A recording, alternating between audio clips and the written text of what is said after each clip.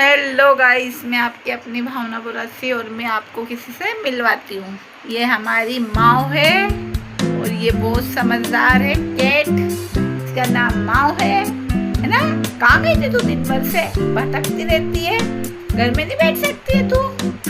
इसको अभी अंडा खिलाया, ये अंडा खाती, रईस नहीं है ये हमारे घर की। ये उसके अलावा कुछ और नहीं खाती है।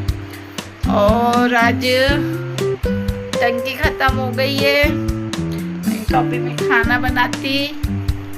आप खाना काय पे बनाएंगे? लाकड़े ला के चूल्हा जलाना पड़ेगा। दिमाग खराब हो रहा है फोकट का, मूड भी अच्छा नहीं है आज का। और ये मेरा किचन ऐसा है भैया, छोटा सा है। और आप लोगों को मेरा ब्लॉग कैसा लगता है? Like comment